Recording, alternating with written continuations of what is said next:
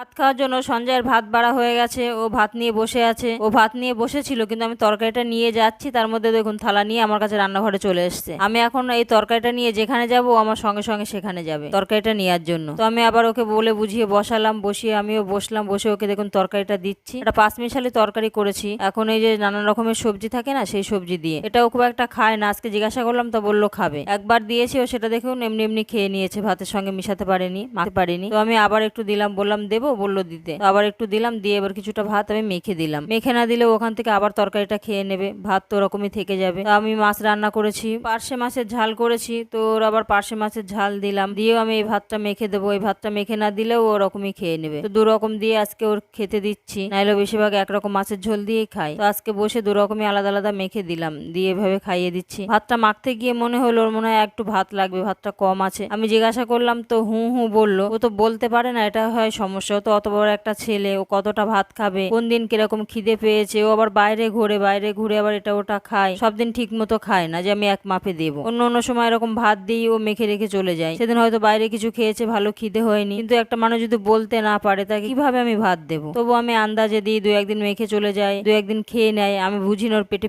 খিদে থাকে নাকি, বুঝতে না পারলে কি করে দেবো। এখন আবার কটা ভাত দিলাম, দেওয়ার পর একটু ঝোল দিলাম, দিয়ে এবার বলছি মেখে নে, আমার হাতটা ধোয়া হয়ে গেছে, তুই এবার নিজে নিজে মেখে নে। তো ওই একটু নাড়াচাড়া করে নিল, ঝোলটা উপরে দিয়েছিলাম সেটা দিয়ে একটু নাড়াচাড়া করে নিল, নিয়ে খাচ্ছে। ওই একটা মানুষ যদি না বলে যে আমার আরো ভাত লাগবে বা আমি এত ভাত খাবো না, তো কি করে দেবো? সে একটু আন্দাজেই দিই, জানি না কেমন কি থাকে, কোন দিন পেটে খিদে থাকে না কোন দিন বেশি হয়ে যায়। বেশি হয়ে গেলে তো নষ্ট করে, সেটাও খারাপ লাগে।